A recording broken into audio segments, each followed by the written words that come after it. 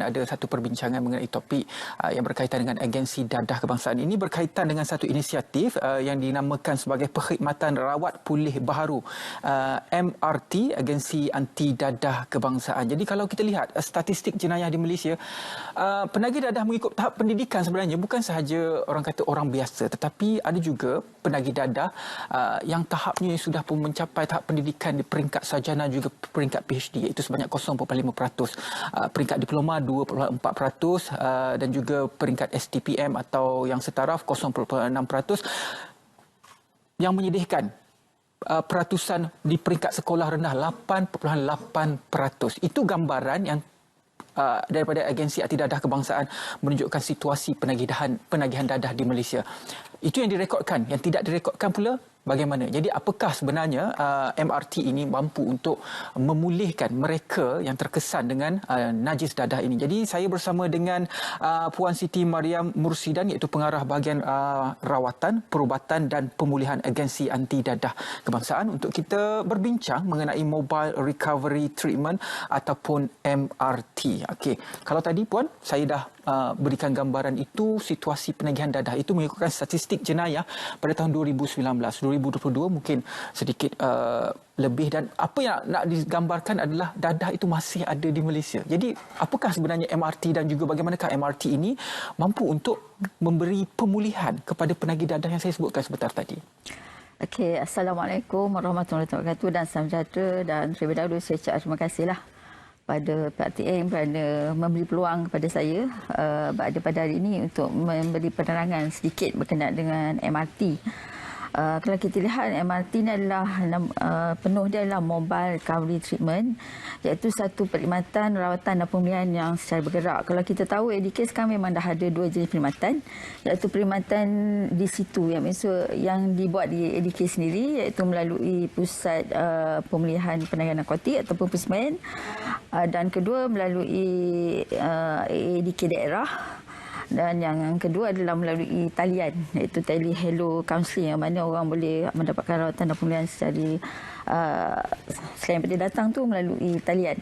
Dan apabila kita melihat seperti yang tadi Ridwan lihat mengenai statistik penagihan dadah yang bukannya sedikit lah, dan dia punya umur penagihan pun kalau kita lihat dah semakin muda, bukan lagi macam dululah. Dan golongan yang terlibat dengan penagihan ni pun bukannya golongan yang tidak berpendidikan, ataupun dia juga sekarang telah melibatkan golongan profesional juga. Ramai juga yang terlibat dengan golongan profesional.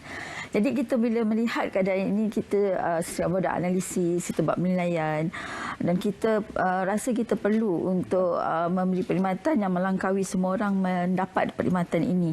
So maksudnya bila kita lihat, dan kalau kita baca di dada-dada akhbar ataupun di mana-mana juga berita, kita dapat lihat ataupun kita dapat mendengar bahawa penagihan dadah ni bukan saja berada di luar dalam ADK dan juga di luar daripada ADK. Maksudnya contohnya di Jabatan Penjara, walaupun dia terlibat dengan jenayah, tapi ada juga sebahagiannya ada terlibat dengan penagihan dadah, betul juga dengan kanak-kanak. Jadi kita melihat bahawa kita perlu ada sesuatu inisiatif macam mana kita nak bantu. Dia tidak datang pada kita, tapi kita nak servis kita sampai pada dia. Jadi berkaitan dengan itu, kita pun memperkenalkan satu program, iaitu Mobile Recovery Treatment ataupun MRT. MRT mula-mula kita kenalkan tu, orang lihat macam kereta api pula kan MRT kan. Tapi ini maksudnya MRT kita bergerak keluar, iaitu berkonsepkan ADK kepada anda. Maksudnya kat situ kita bergerak ke kumpulan sasar, dan base kita adalah kepada dalam komuniti, iaitu bergerak untuk mendapatkan memberikan perkhidmatan kepada klien-klien kita, sama ada yang telah ada rekod ataupun yang belum ada rekod. Maksudnya dia ada masalah penagihan, mungkin dia malu nak datang pada kita. Betul. Tapi kita pergi pada dia. Contohnya macam golongan pekerja. Mungkin dia seorang pekerja yang baik. Dia mempunyai motivasi yang tinggi, tapi dalam masa sama dia terjebak dengan penagihan. Mungkin dia rasa kat mana dia perlu dapat perkhidmatan yang tidak mengganggu dia, dan dalam masa sama dia dapat memulihkan diri. Jadi benda inilah kita Bagaimana pihak AADK memastikan bahawa setiap golongan sasar itu MRT ini capai kepada golongan sasar itu mengikut apa yang kita kehendaki mengikut daripada objektif daripada MRT ini sendiri? Okey, daripada MRT ni cara kita nak laksana ni, kita ada tubuhkan pasukan. Setakat ini kita ada lebih 110 orang lah dengan 28 pasukan. Maksudnya grup-grup ni akan kenal pasti melalui, maksudnya kita buat profil kawasan, sama ada yang seperti yang saya cakap tadi lah, yang betul ada rekod ataupun yang bukan ada rekod, kita akan lihat. Kemudian apabila kita dah kenal pasti, kita pergi pada dia. Bila kita pergi pada dia, kita akan buat penilaian dululah. Kita akan nilai dan kita kenal pasti apakah perkhidmatan yang sesuai dengan perkhidmatan dia. Sebab tu dalam konsep MRT ni juga dia seperti butik. Maksudnya butik bukan butik. Maksudnya bila datang kita akan tentukan. Maksudnya mungkin ada 10 orang yang datang pada kita, tapi 10 orang tu tak semestinya akan memerlukan perkhidmatan yang sama, masalah yang sama. Jadi dia akan berbeza. Jadi apabila datang pada kita akan tentukanlah apakah isu-isu yang sebenar yang paling mendesak ataupun mengganggu masalah dia. Maksudnya contohnya setiap orang tu ada 10 perkara. Tapi dalam 10 tu mana yang lebih paling tinggi lah mengganggu ataupun menjadi permasalahan pada dia.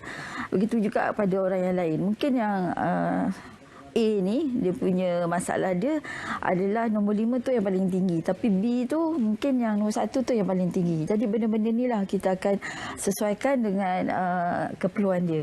Jadi pendekatan-pendekatan tu juga bersesuaian dengan keperluan dia lah. Sebab tu kita namakan butik, kita customize. Okey.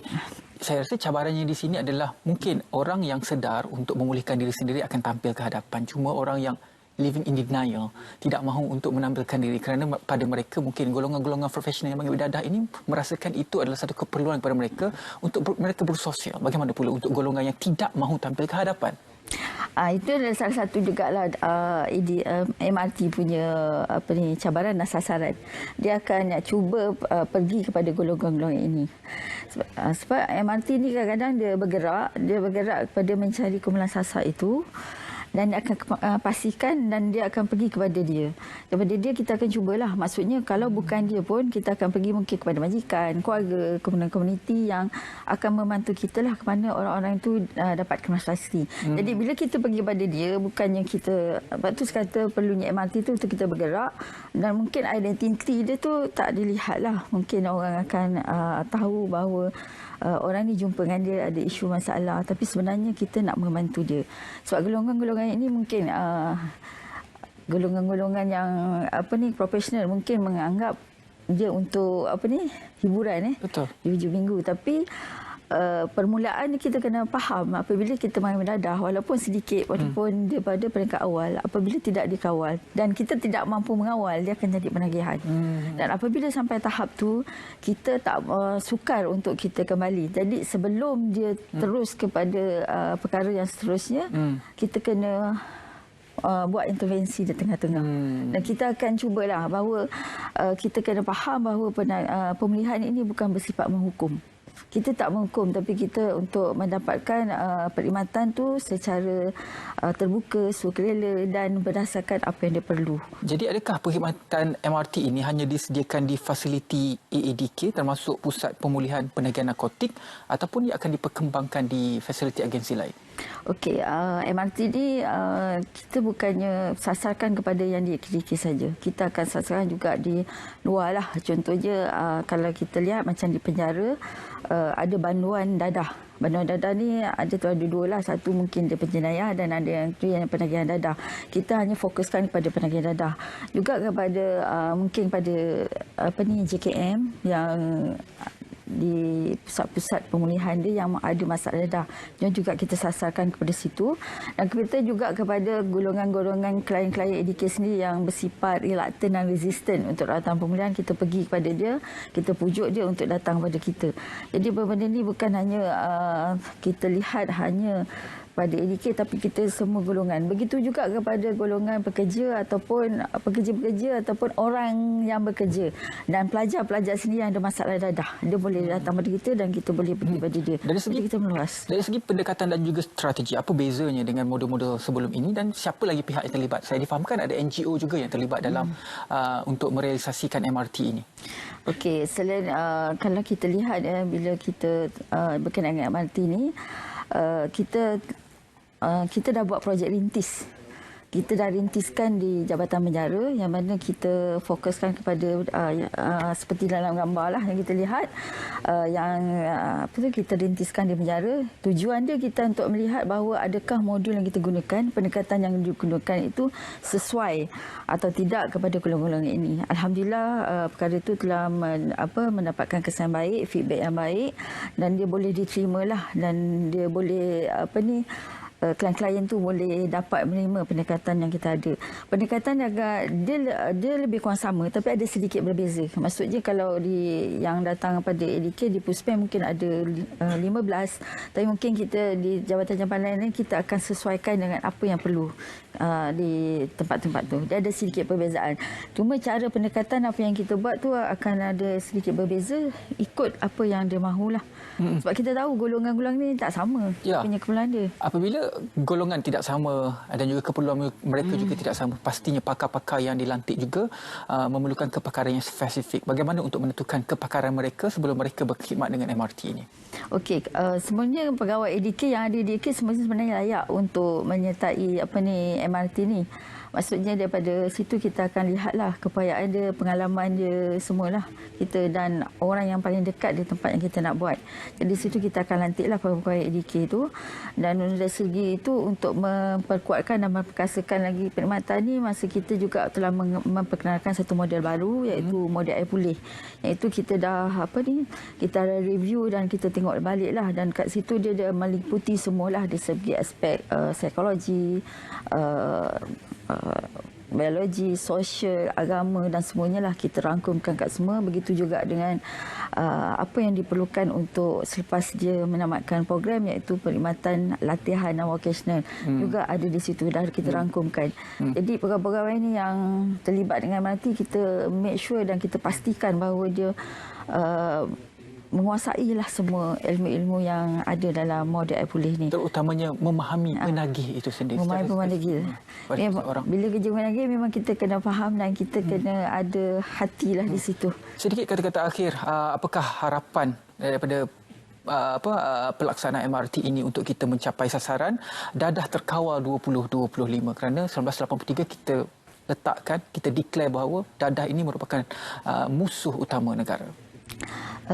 Saya bagi ADK memang mengharapkanlah agar masalah penagihan ini bukan dilihat sebagai satu sudut saja dan hanya bukan ADK saja tapi dia memerlukan kolaborasi daripada jabatan-jabatan lain juga kepada NGO yang boleh membantu kepada penagihan dadah untuk pemulihan penagihan dadah. Contohnya macam pembimbing rakan sebaya Malaysia dan daripada dari survival, maksudnya orang yang boleh bantu untuk mendekatkan kita dengan bagi membantu penagihan dadah.